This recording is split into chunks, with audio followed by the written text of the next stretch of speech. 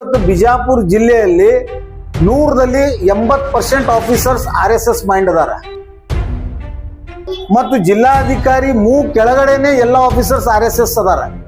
RSS base officers ಇಟ್ಕೊಂಡು ನೀವು ಅಲ್ಪಸಂಖ್ಯಾತರ ಉದ್ಧಾರ ಮಾಡ್ತೀನಿ ಅಂತ ಬುನಾದಿ ಕಟ್ಟಿದ್ರ ಇದು ಅಸಾಧ್ಯ ಮಾತಿದೆ. ಸ್ಪಷ್ಟಪಡಿಸ್ತಾ ಇದ್ದೀನಿ, ಈ ಬಿಜಾಪುರ ನಗರದ ಯಾವುದೇ ಸೋಕಾಲ್ಡ್ ಲೀಡರ್ಸ್ ಏನ್ ಖಾದಿ ಬಟ್ಟೆ ಹಾಕೊಂಡು ಓಡಾಡ್ತಾ ಇದ್ದಾರೆ ಅವರಿಗೆ ನಂದು ನೇರ ಮೆಸೇಜ್ ಇದೆ. ನಾವು ಯಾವ ಚುನಾವಣೆಗೆ ಆಸೆ ಪಟ್ಟವನಲ್ಲ.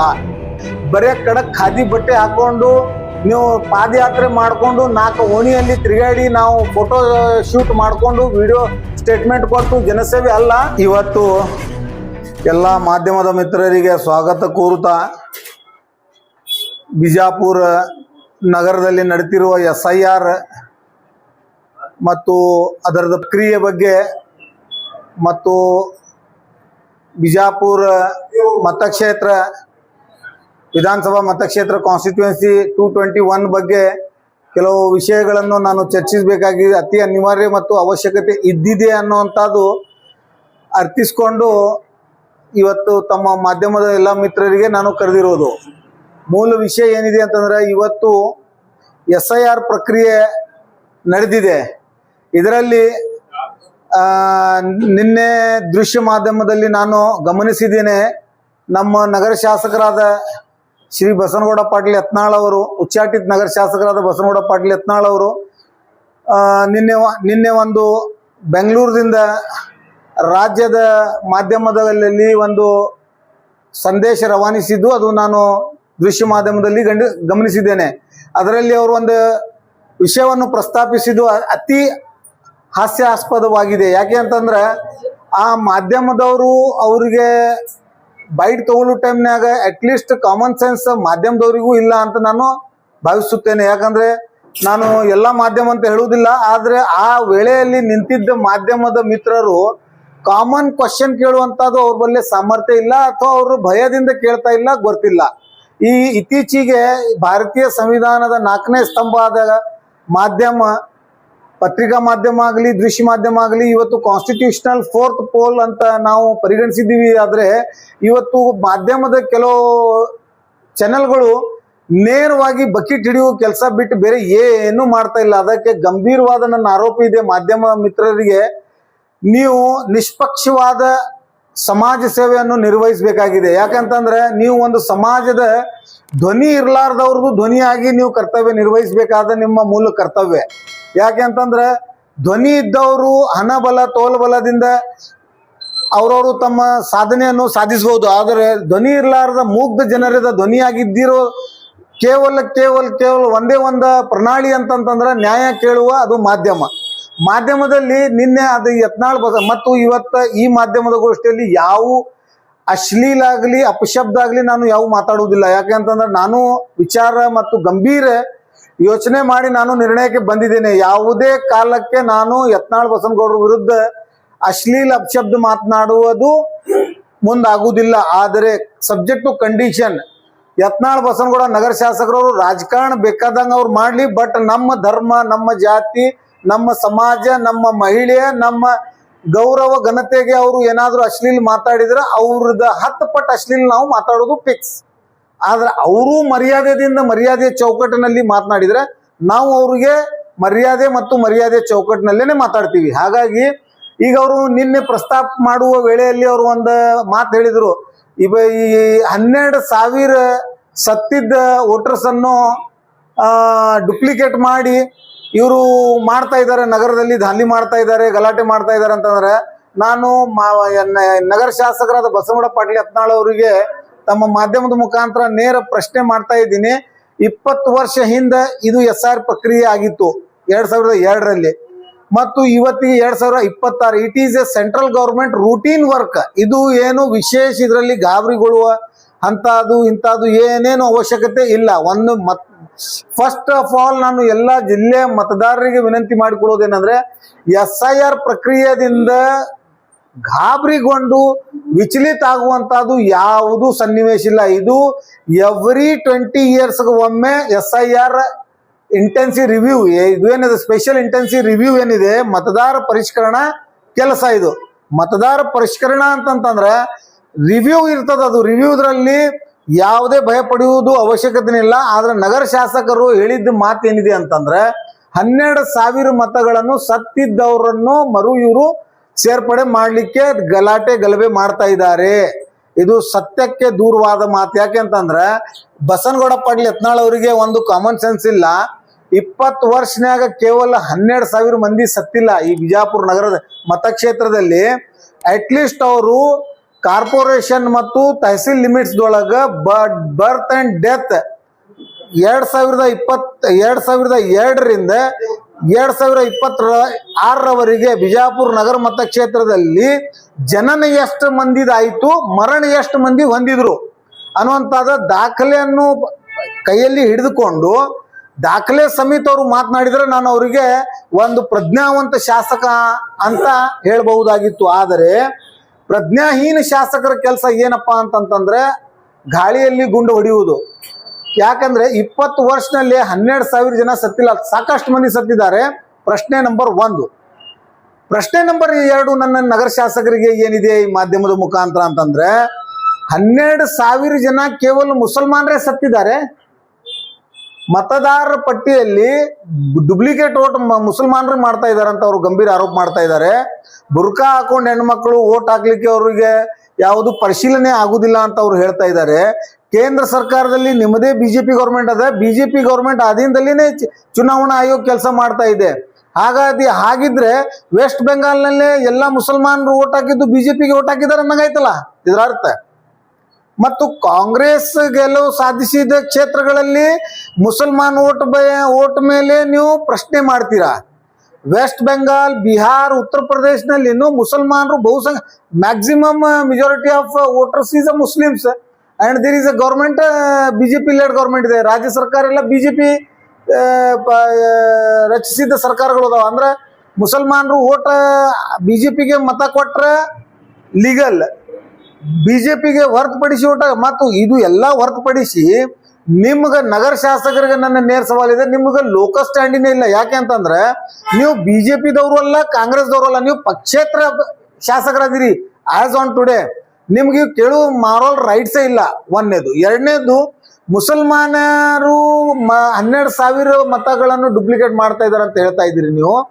20 ವರ್ಷನಲ್ಲಿ ಮುಸಲ್ಮಾನರೇ ಪರಿಷ್ಕರಣಾ ಒಳಗ ಮತ ಆ್ಯಡ್ ಮಾಡ್ತಾ ಇದ್ದಾರೋ ಏನು ಎಲ್ಲ ಧರ್ಮೀಯ ಜಾತಿಯವರು ಸತ್ತವರು ಅವ್ರವ್ರು ಸೇರ್ಪಡೆ ಮಾಡ್ತಾ ಇದ್ದಾರೆ. ಇದು ನೀವು ಏನದ ಮೊದಲ ತಹಸೀಲ್ದಾರ್ ಮತ್ತು ಕಾರ್ಪೊರೇಷನ್ ಕಮಿಷನರ್ ಜೊತೆಗೆ ಚರ್ಚೆ ಮಾಡಿ ಈ ಸ್ಟೇಟ್ಮೆಂಟ್ ಕೊಟ್ಟಿದ್ರೆ ನಾನು ನಿಮ್ಮ ಸ್ಟೇಟ್ಮೆಂಟ್ ಅನ್ನು ಒಪ್ತಿದೆ. ಮತ್ತು ಇದರಲ್ಲಿ ಇನ್ನ ಒಂದು ನಾನು ಈಗ ಪ್ರಶ್ನೆನ ಪಾಯಿಂಟ್ ನಂಬರ್ 2 ಮೇಲೆ ನಾನು ಈ ಚರ್ಚೆ ಮಾಡಲಿಕ್ಕೆ ಹೊರಟಿದ್ದೀನಿ. ಈ ಬಿಜಾಪುರ ನಗರದಲ್ಲಿ ಮತದಾರರ ಪಟ್ಟಿಯಲ್ಲಿ ಪರಿಷ್ಕರಣೆ ಸಂಬಂಧ ಗೊಂದಲ ಸೃಷ್ಟಿ ಆಗ್ಲಿಕ್ಕೆ ಬಿಜೆಪಿ, JDS ಇವರೆಲ್ಲರೂ ಕಾರಣ ಇಲ್ಲ ಅಂತ ನನ್ನ ವೈಯಕ್ತಿಕ ಅಭಿಪ್ರಾಯ. ಯಾಕೆ ಅಂತಂದ್ರ ಇವತ್ತು ನೋಡ್ರಿ, ಕರ್ನಾಟಕ ರಾಜ್ಯದೊಳಗೆ ಇರ್ತಕ್ಕಂಥ ಸರ್ಕಾರ ಕಾಂಗ್ರೆಸ್ ಆಡಳಿತ ಸರ್ಕಾರ. ಮತ್ತು ಕಾಂಗ್ರೆಸ್ ಆಡಳಿತ ಬರ್ಬೇಕಾಗಿತ್ತು ಅಂತಂದ್ರೆ 99.99% ಅಲ್ಪಸಂಖ್ಯಾತರು ಈ ರಾಜ್ಯದೊಳಗ ಅವರಿಗೆ ಕೈ ಜೋಡಿಸಿ ಮತಯಾಚನೆ ಮಾಡಿದರು.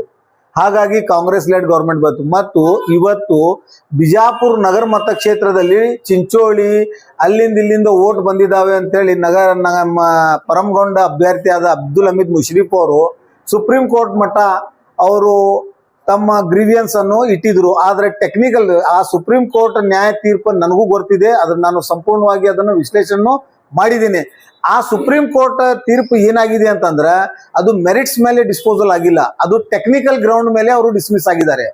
ಮೆರಿಟ್ಸ್ ಮೇಲೆ ಡಿಸ್ಮಿಸ್ ಆಗಿತ್ತು ಅಂತಂದ್ರೆ ಬಸನಗೌಡ ಪಾಟೀಲ್ ಯತ್ನಾಳ್ ಅವರು ಹೇಳ್ತಾ ಇರೋದು ಮಾತ ಸತ್ಯಕ್ಕೆ ಸತ್ಯವಾಗಿದೆ ಅಂತ ಹೇಳ್ಬೋದಾಗಿತ್ತು. ಆದರೆ ಸುಪ್ರೀಂ ಕೋರ್ಟ್ ನಲ್ಲಿ ಟೆಕ್ನಿಕಲ್ ಗ್ರೌಂಡ್ ಅಂದ್ರೆ ಫೈಲಿಂಗ್ ಪ್ರೊಸೀಜರ್ ಅಲ್ಲಿ ಲ್ಯಾಪ್ಸಿಸ್ ಆಗಿರೋದ್ರಿಂದ ಹಾಗಾಗಿ ಅವ್ರದ್ದು ಸುಪ್ರೀಂ ಕೋರ್ಟ್ ನಲ್ಲಿ ಅಡ್ಮಿಷನ್ ಸ್ಟೇಜ್ ನಲ್ಲಿ ಕೇಸ್ ಡಿಸ್ಮಿಸ್ ಆಯಿತು. ಅದರದ ಅಡ್ವಾಂಟೇಜ್ ಬಸನಗೌಡ ಪಾಟೀಲ್ ಯತ್ನಾಳ್ ತಗೊಳ್ಳುವಂತದ್ದು ಏನೂ ಅಲ್ಲೇ ಹೂಳಿಲ್ಲ. ಒಂದೇದು. ಎರಡನೇದು, ಬಿಜಾಪುರ ನಗರದಲ್ಲಿ ಇವತ್ತು ತಾವು ಗಮನಿಸಬೇಕಾಗಿತ್ತು ವಿಷಯ, ಗಂಭೀರವಾದ ವಿಷಯ ನಾನು ಜಿಲ್ಲಾ ಆಡಳಿತ ಮೇಲೆ ಮತ್ತು ಜಿಲ್ಲಾ ಉಸ್ತುವಾರಿ ಸಚಿವರಾದ ಡಾಕ್ಟರ್ MB ಪಾಟೀಲ್ ಅವ್ರ ಮೇಲೆ ನಾನು ಮಾಡ್ತಾ ಇದ್ದೀನಿ. ಏನಂತಂದ್ರೆ ಇವತ್ತು ಪರಿಷ್ಕರಣಾ ಆಗಲಿ, SIR ಆಗಲಿ, NRC ಆಗಲಿ, CA ಆಗಲಿ, ಯಾವುದೇ ಸರ್ಕಾರಿ ಮೂಮೆಂಟ್ಸ್ ಅಗ್ನೇಸ್ಟ್ ದ ಮುಸ್ಲಿಮ್ಸ್ ಆಗಲಿ, ಅಗ್ನೇಸ್ಟ್ ದ ದಲಿತ್ಸ್ ಆಗಲಿ, ಅದಕ್ಕೆ ಗೌರ್ಮೆಂಟ್ ಅಂಡ್ ಅಡ್ಮಿನಿಸ್ಟ್ರೇಷನ್ ಜವಾಬ್ದಾರಿ ಇರ್ತದೆ. ಯಾವುದೇ ಸ್ಕೀಮ್ ಅನುಷ್ಠಾನಗೊಳಿಸಬೇಕಾದ್ರೆ ಗೌರ್ಮೆಂಟ್ ಅದಕ್ಕೆ ರೆಸ್ಪಾನ್ಸಿಬಲ್ ಇರ್ತದೆ. ಇವತ್ತು ಬಿಜಾಪುರ ಜಿಲ್ಲೆಯಲ್ಲಿ 100ರಲ್ಲಿ 80% ಆಫೀಸರ್ಸ್ RSS ಮೈಂಡ್ ಅದಾರ. ಸರ್ಕಾರ ಬದಲಾವಣೆ ಆಗ್ತಾ ಇದಾವೆ. ಒಮ್ಮೆ ಕಾಂಗ್ರೆಸ್ ಪವರ್ನಾಗ ಬಂದಿರ್ತದ, ನೆಕ್ಸ್ಟ್ 5 ಇಯರ್ಸ್ ನಂತರ BJP ಪವರ್ನಾಗ ಬಂದಿರ್ತದ. ಆದರೆ ಆಫೀಸರ್ಸ್ ಅದೇ ಅದಾರ. 10 ವರ್ಷದಿಂದ ಪೊಲೀಸ್ ಇಲಾಖೆ ಒಳಗೆ ಒಬ್ಬ PSI ಆಗಿ ಇಲ್ಲಿ ಪ್ರೊಬೇಷನರಿ ಡ್ಯೂಟಿ ಜಾಯಿನ್ ಆದ್ರೆ ಬಿಜಾಪುರ ನಗರ ಕ್ಷೇತ್ರದಲ್ಲಿ PSI ಆಗಿ ಡ್ಯೂಟಿ ಜಾಯಿನ್ ಆದ್ರೆ ಇವತ್ತು ಅವರು DSP ಅಡಿಷನಲ್ SP ರ್ಯಾಂಕ್ ನಲ್ಲಿ ಅವ್ರು ಬಿಜಾಪುರ ನಗರದಲ್ಲೇನೆ ಇದ್ದಾರೆ. ಠಿಕಾನೆ ಅವ್ರು ಇದು ಇಲ್ಲೇ ಇರದ. ಮತ್ತು ಗೋಲ್ ಗುಮ್ಮಜ್ ಪೊಲೀಸ್ ಸ್ಟೇಷನ್ PSI ಗೆ ಟ್ರಾನ್ಸ್ಫರ್ ಮಾಡಿದ್ರೆ ಅವರು ಗಾಂಧಿ ಚೌಕಿಗೆ ಹೋಗ್ತಾರ.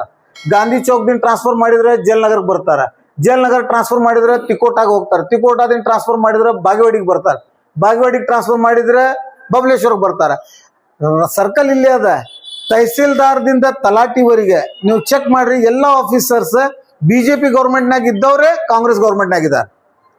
ಕಾರ್ಪೊರೇಷನ್ ಕಮಿಷನರ್ದಿಂದ ಹಿಡಿದು SDC ಕ್ಲರ್ಕ್ ರವರಿಗೆ ಇವತ್ತು RSS ಮೈಂಡ್ ಆಫೀಸರ್ಸ್ ಕರ್ತವ್ಯ ನಿರ್ವಹಿಸ್ತಾ ಇದ್ದಾರೆ. ಇವರಿಂದ ನೀವು ಯಾವ ಸತ್ಯಾಸತ್ಯತೆ ನಿಷ್ಪಕ್ಷ ಕಾರ್ಯವೈಖರಿದ ನಿರೀಕ್ಷಣೆ ಮಾಡಲಿಕ್ಕೆ ಸಾಧ್ಯ ಇದೆ? ಇದು ನನ್ನ ಗಂಭೀರ ಆರೋಪ ಇದೆ ಜಿಲ್ಲಾಡಳಿತಗೆ. ಮತ್ತು ಜಿಲ್ಲಾಧಿಕಾರಿ ಕೆಳಗಡೆನೆ ಎಲ್ಲ ಆಫೀಸರ್ಸ್ RSS ಅದಾರ. RSS ಬೇಸ್ ಆಫೀಸರ್ಸ್ ಇಟ್ಕೊಂಡು ನೀವು ಅಲ್ಪಸಂಖ್ಯಾತರ ಉದ್ಧಾರ ಮಾಡ್ತೀನಿ ಅಂತ ಬುನಾದಿ ಕಟ್ಟಿದ್ರ ಇದು ಅಸಾಧ್ಯ ಮಾತಿದೆ.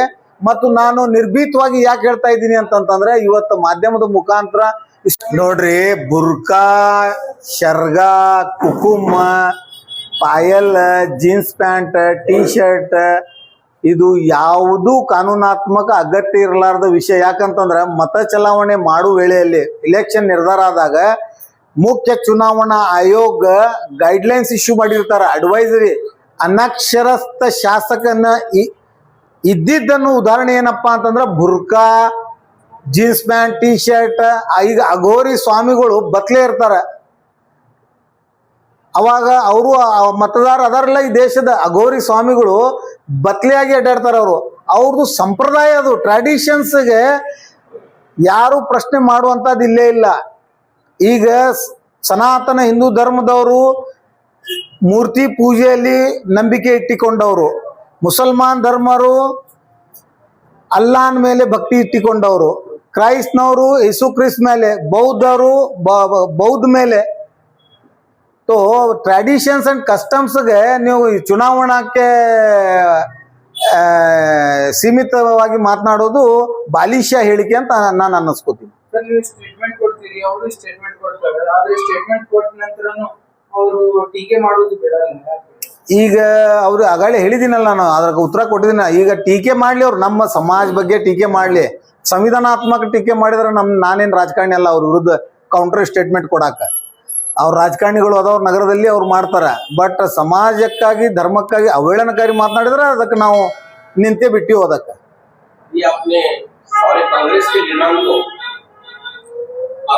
ಸ್ಪಷ್ಟಪಡಿಸ್ತಾ ಇದ್ದೀನಿ, ಈ ಬಿಜಾಪುರ ನಗರದ ಯಾವುದೇ ಸೋಕಾಲ್ಡ್ ಲೀಡರ್ಸ್ ಏನ್ ಖಾದಿ ಬಟ್ಟೆ ಹಾಕೊಂಡು ಓಡಾಡ್ತಾ ಇದ್ದಾರೆ ಅವರಿಗೆ ನಂದು ನೇರ ಮೆಸೇಜ್ ಇದೆ. ನಾವು ಯಾವ ಚುನಾವಣೆಗೆ ಆಸೆ ಪಟ್ಟವನಲ್ಲ, ನಾ ಯಾವ ಚುನಾವಣೆಗೆ ಎದುರಿಸವನು ಅಲ್ಲ, ನನಗೆ ಯಾವ ಚುನಾವಣೆದ ಅವಶ್ಯಕತೆನೂ ಇಲ್ಲ. ಅದು ಕಾರ್ಪೊರೇಷನ್ದಾಗಲಿ, ವಿಧಾನಸಭಾದಾಗಲಿ, ಜಿಲ್ಲಾ ಪಂಚಾಯತ್ ಆಗಲಿ, ನಾನು ಯಾವ ಚುನಾವಣೆಗೆ ಸ್ಪರ್ಧಿಸುವ ತಜ್ವೀಜ್ ಒಳಗೆ ಯಾವ ಇಲ್ಲ. ನನ್ನ ಸಮಾಜ ಸೇವೆ, ನನ್ನ ಕಳಕಳಿ ಸಮಾಜ ಸಲುವಾಗಿ ಕೇವಲ ಒಂದೇ ಒನ್ ಪಾಯಿಂಟ್ ಎಜೆಂಡಾ ಮೇಲೆ ಇದೆ. ನಮ್ಮ ಧರ್ಮ, ನಮ್ಮ ಜಾತಿ, ನಮ್ಮ ಸಮಾಜ, ನಮ್ಮ ಮುಗ್ಧ ಜನರದ ಅಹವಾಲಕ್ಕಾಗಿ, ಅವ್ರದ್ದು ಅನ್ಯಾಯಕ್ಕಾಗಿ ನಾನು ಅವ್ರ ಸಲುವಾಗಿ ನ್ಯಾಯ ಕೊಡಲಿಕ್ಕಾಗಿ ಯಾವುದೇ ಹಂತದಲ್ಲಿನೂ ಹೋರಾಟ ಮಾಡಲಿಕ್ಕೆ ಸಿದ್ಧ ಇದ್ದೀನಿ. ಇದು ಒಂದು ಸ್ಪಷ್ಟ ನನ್ನ ನಿಲುವು. ಎರಡನೇದು, ಕಾರ್ಪೊರೇಷನ್ದಲ್ಲಿ ಇವತ್ತು ಯಾವುದೇ ಅಧಿಕಾರಿಗೆ ನೀವು ಕೇಳ್ರಿ, ಅವರು based on RSS formula work ಮಾಡ್ತಾರೆ. Even corporation panel advocates, judicial ಸಿಸ್ಟಮ್ದೊಳಗೆ ಎಲ್ಲ RSS ಅಡ್ವೊಕೇಟ್ಸ್ ಲೀಗಲ್ ಅಡ್ವೈಸರ್ಸ್ ಅದಾರ. ಜಿಲ್ಲಾಧಿಕಾರಿ ಕಚೇರಿ ಒಳಗ ಲೀಗಲ್ ಅಡ್ವೈಸರ್ಸ್ ಅವರಿಗೆ ಎಲ್ಲ RSS ದವ್ರು ಇದ್ದಾರೆ. ಹೀಗಿರುವಾಗ ನೀವು ನಿಷ್ಪಕ್ಷ ಕೆಲಸ ಕಾರ್ಯದ ನಿರೀಕ್ಷಣೆ ಮಾಡೋದು ಇದು ಮೂರ್ಖತನ ನಮ್ಮದು. ಒಂದೇದು. ಇದಕ್ಕೆ ಮಾನ್ಯ ಜಿಲ್ಲಾ ಉಸ್ತುವಾರಿ ಸಚಿವರಾದ ಡಾಕ್ಟರ್ MB ಪಾಟೀಲ್ ಸಾಹೇಬರು ಕೂಡಲೇ ಇನ್ನೂ 2 ವರ್ಷ ಕಾಲಾವಕಾಶ ಇದೆ, ಅಲ್ಪಸಂಖ್ಯಾತರದ ಅಭಿವೃದ್ಧಿ ಏನು ಆಗಿದೆ ಅನ್ನುವಂಥದ್ದು ಪ್ರಶ್ನೆ ಉತ್ತರ ಮಾಡೋಕ್ಕಿಂತ ಎಲ್ಲ ಅಧಿಕಾರಿಗಳದ ಮೀಟಿಂಗ್ ತೆಗೆದುಕೊಂಡು ಅವ್ರದ್ದು ಹಿನ್ನೆಲೆ ಬ್ಯಾಕ್ಗ್ರೌಂಡ್ ಚೆಕ್ ಮಾಡಿಕೊಂಡು ಅವ್ರಿಗೆ ಇಮಿಡಿಯೇಟ್ ವಿದೌಟ್ ಎನಿ ಡಿಲೇ ಅವ್ರದ್ದೆಲ್ಲರಿಗೂ ಟ್ರಾನ್ಸ್ಫರ್ ಮಾಡಿ ಜಾತ್ಯತೀತ ಸೆಕ್ಯುಲರ್ ಮೈಂಡ್ ಕಾನ್ಸ್ಟಿಟ್ಯೂಷನ್ ಮೇಲೆ ನಂಬಿಕೆ ಇಟ್ಟು ಅಧಿಕಾರಿಗಳು ಕೆಲಸ ಮಾಡುವಂತ ಅಧಿಕಾರಿಗಳನ್ನು ನೇಮಕ ಮಾಡಿಕೊಂಡು ಈ ಕೆಲಸವನ್ನು ಮುಂದುವರಿಸಬೇಕಂತ ನನ್ನ ಆಗ್ರಹ. ಮೂರನೇ ಪಾಯಿಂಟ್ ನಂಬರ್ 3, ಈಗ ಬಿಜಾಪುರ ನಗರದಲ್ಲಿ ಕೇವಲ ಒಂದೇ ಒಂದು ವ್ಯಕ್ತಿ ಕಾಂಗ್ರೆಸ್ ಪರವಾಗಿ ಆಗಲಿ ಈ SIR ಪ್ರಕ್ರಿಯೆಯನ್ನು ಮುಂದುವರಿಸಲಿಕ್ಕಾಗಲಿ ಓಡಾಡ್ತಾ ಇದ್ದಾರೆ. ಅದು ಪರಮಗೊಂಡ ಅಭ್ಯರ್ಥಿ ಆದ ನಮ್ಮ ಅಬ್ದುಲ್ ಹಮೀದ್ ಮುಶ್ರೀಫ್ ಅವರು. ಮತ್ತು ಅಬ್ದುಲ್ ಹಮೀದ್ ಮುಶ್ರೀಫ್ ಜೊತೆಗೆ ನಾವು ನೀವು ಅನ್ನೋಕ್ಕಿಂತ ಏನದ ಎಲ್ಲ ಅಲ್ಪಸಂಖ್ಯಾತ ದಲಿತ ಸಮಾಜ 90,000 ಸಮೀಪ ಮತದಾರರು ಮತ ಕೊಟ್ಟಿದ್ದಾರೆ ಅಂತಂದ್ರೆ ಅವ್ರದ್ದು ಕರ್ತವ್ಯ ಮತ್ತು ಜವಾಬ್ದಾರಿ ಇದೆ. ಮತ್ತು ನಾನು ಅಬ್ದುಲ್ ಹಮೀದ್ ಮುಶ್ರೀಫ್ ಅವ್ರ ಪರವಾಗಿ ಅವ್ರ ವಿರುದ್ಧವಾಗಿ ಮಾತಾಡ್ತಾ ಇದ್ದೀನಿ ಅಂತ ಅನ್ಯತಾ ಭಾವಿಸಬಾರದು. ನಾನು ಹೇಳ್ತಾ ಇರೋದು ಉಳ್ಕಾದ 30 ಮಂದಿ ಆಕಾಂಕ್ಷಿ, ಅದರಲ್ಲಿ ನಾನು ಒಬ್ಬ ಇದ್ದೆ. ಕಳೆದ ಚುನಾವಣೆ ಟಿಕೆಟ್ ಆಕಾಂಕ್ಷಿ ನಾನು ಇದ್ದೆ. ಮತ್ತು ನನ್ನ ಕೆಲಸ ನಾನು ಜವಾಬ್ದಾರಿಯುತವಾಗಿ ಏನ್ ಮಾಡಬೇಕಾಗಿದೆ ಅದು ಟೆಕ್ನಿಕಲಿ ಆನ್ ಪೇಪರ್ ನಾನು ಮಾಡ್ತಾ ಇದ್ದೀನಿ. ಅದಕ್ಕೊಂದು ಉದಾಹರಣೆ ಇಲ್ಲೇನೆ ನಾನು ಪ್ರೆಸ್ ಮೀಟ್ ಮಾಡ್ತಾ ಇದ್ದೀನಿ. ಇದರಲ್ಲೇನೆ ನಾನು ಈ ಕಾಸಿಂ ಖಾದ್ರಿ ದರ್ಗಾದ ಮ್ಯಾನೇಜ್ಮೆಂಟ್ ಕಮಿಟಿ ಜನರಲ್ ಸೆಕ್ರೆಟರಿ ಇದ್ದೀನಿ. ಮತ್ತು ನಮ್ಮ ಅಧ್ಯಕ್ಷ ಆದ ಜಾವೀದ್ ಕುಡ್ಗಿ ಅವರು, ನಾವು ನಮ್ಮ ಕಮಿಟಿ ವತಿಯಿಂದ ಇಲ್ಲೇ SIR ಫಾರ್ಮ್ ಫಿಲಪ್ ಮಾಡುವುದಾಗಲಿ ಸಾರ್ವಜನಿಕ ಸೇವೆ ಮಾಡುವುದಾಗಲಿ ನಿರಂತರ ಡೇ ಫಸ್ಟ್ ದಿಂದ ಕಂಟಿನ್ಯೂ ಇವಾಗ ನಡೆದಿದೆ. ಮತ್ತು ನನ್ನದೇ ಆದ ಒಂದು ಸೀಮಿತ ವ್ಯಾಪ್ತಿಯಲ್ಲಿ, ಬಿಕಾಸ್ ನಾನು ಒಬ್ಬ ಜಿಲ್ಲಾ ಸರ್ಕಾರಿ ವಕೀಲ ಇರುವುದರಿಂದನೂ ನಾನು ಸಾರ್ವಜನಿಕ ಕೆಲಸ ಕಾರ್ಯಗಳಲ್ಲಿ ಭಾಗವಹಿಸಬಾರದು. ಆದರೂ ನನ್ನ ಸಮಾಜದ ಹಿತಕ್ಕಾಗಿ ನಾನು ಬಂದಿದ್ದೇನೆ. ಮತ್ತು ಉಳ್ಕಾದು ಕೆಲವೊಬ್ರು ನಮ್ಮ ಮುಸ್ಲಿಂ ಮುಖಂಡರಿಗೆ ನಾನು ಈ ಮಾಧ್ಯಮದ ಮುಖಾಂತರ ನೇರ ವಿನಂತಿ ಮತ್ತು ಆಗ್ರಹ ಮಾಡ್ತಾ ಇದ್ದೀನಿ. ಸಮಾಜ ನೋಡ್ತಾ ಇದೆ ನಿಮ್ದು ಕಾರುವ ಖೈರಿಗಳು ಎಲ್ಲ. ಪ್ರತಿ ಒಬ್ಬ ಸಾಮಾನ್ಯ ಆಟೋ ಡ್ರೈವರ್ ಇವತ್ತು ಆಂಡ್ರಾಯ್ಡ್ ಮೊಬೈಲ್ ಇಟ್ಕೊಂಡಿದ್ದಾರೆ. ಯಾರ್ಯಾರು ಏನೇನ್ ಮಾಡ್ತಾ ಇದ್ದಾರೆ ಅನ್ನೋದು ಗಮನಿಸ್ತಾ ಇದ್ದಾರೆ.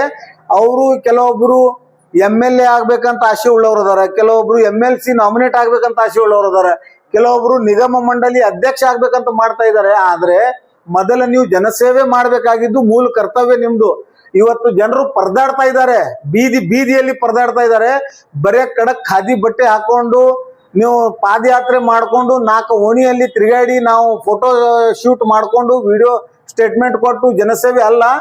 ಫೀಲ್ಡ್ಗೆ ಇಳಿದು ಬಾಟಮ್ ಲೆವೆಲ್ ಒಬ್ಬ ಕಡ ಮತದಾರನು ಉಳಿಬಾರ್ದು. ಆ ನಮೂನೆ ಕೆಲಸ ಮಾಡ್ಬೇಕಂತಂದ್ರೆ ಕೋಆರ್ಡಿನೇಷನ್ ಬೇಕು, ಒಗ್ಗೂಡಿ ಎಲ್ಲರೂ. ಇವತ್ತು ಕೋಮುವಾದಿ ಫಾಸಿಸ್ಟ್ ಸಂಘಟನೆಗಳನ್ನು ನಾವು ಸೋಲಿಸಬೇಕಾದ್ರೆ ಎಲ್ಲರೂ ತಮ್ಮ ವ್ಯಾಪ್ತಿಯನ್ನು ಮರೆತು ಎಲ್ಲರೂ ಕಾಮನ್ ಮಿನಿಮಮ್ ಪ್ರೋಗ್ರಾಮ್ ಮಾಡಿಕೊಂಡು ಒಗ್ಗೂಡಿಸಿ ಏನದ SIR ಪ್ರಕ್ರಿಯೆಯನ್ನು ಮುಗಿಸ್ಬೇಕು. ಯಾಕಂದ್ರೆ SIR ಇದು ಎಲ್ಲ ನಾನು ಮತದಾರರಿಗೂ ನಾನು ವಿನಂತಿಸಿ ಕೊಡೋದೇನಂದ್ರೆ, ಇವತ್ತು SIR ಪ್ರಕ್ರಿಯೆಯನ್ನು ನಾವು ವಿಫಲ ಮಾಡ್ಕೊಂಡಿವಿ ಅಥವಾ SIR ನಲ್ಲಿ ನಮ್ಮ ಓಟ್ ಡಿಲೀಟ್ ಆಯ್ತು ಅಂತಂದ್ರೆ ನಮ್ಮ ನಾಗರಿಕತಾ ಮೇಲೆ ಪ್ರಶ್ನೆ ಬರ್ತದೆ. ಇವತ್ತು ನಮ್ಮ ಸಿಟಿಸನ್ ರೈಟ್ಸ್ನೇ ಹೋಯ್ತು ಅಂತಂದ್ರೆ ನಾವು ಈ ದೇಶದ ನಾಗರಿಕನೇ ಅಲ್ಲ ಅಂತಂದ್ರೆ ನಾಳೆ ನಮ್ಮ ಮೇಲೆ ಆಗು ಹೋಗು ಯಾವುದೇ ಕಾನೂನಾತ್ಮಕ ಕ್ರಮಗಳಿಗೆ ನ್ಯಾಯಾಲಯಗಳಲ್ಲಿನೂ ಪರಿಹಾರ ಕೇಳಲಿಕ್ಕೆ ಆಗುದಿಲ್ಲ, ಸಮಾಜದಲ್ಲಿನೂ ಕೇಳಲಿಕ್ಕೆ ಆಗುದಿಲ್ಲ. ಹಾಗಾಗಿ ಎಲ್ಲಾ ಮತದಾರರಿಗೆ ಮತ್ತು ನಮ್ಮ ನಗರದ ಎಲ್ಲಾ ಮುಗ್ಧ ಜನರಿಗೆ ನಾನು ಈ ಮಾಧ್ಯಮದ ಮುಖಾಂತರ ವಿನಂತಿಸಿಕೊಳ್ಳೋದೇನೆಂದ್ರೆ, SIR ನಲ್ಲಿ ಪಾಲ್ಗೊಂಡು ಸ್ವಯಂ ಪ್ರೇರಿತವಾಗಿ ಯಾರದೇ ಮುಲಾಜಿ ಇಲ್ಲದೆ ನಿಮ್ಮ ಫಾರ್ಮ್ಗಳನ್ನು ಕರೆಕ್ಟ್ ಫಿಲಪ್ ಮಾಡಿಕೊಂಡು ನೀವು ಕಡ್ಡಾಯವಾಗಿ ಸಂಬಂಧಿಸಿದ ಅಧಿಕಾರಿಗಳಿಗೆ ಕೊಟ್ಟು ಅದರದ್ದು ರಿಸೀವ್ಡ್ ಅಕ್ನಾಲೇಜ್ಮೆಂಟ್ ನಿಂಬಲ್ಲಿ ಇಟ್ಟುಕೊಂಡು ನೀವು ಜಾಗೃತ ಆಗ್ಬೇಕಂತ ವಿನಂತಿ. ಧನ್ಯವಾದ.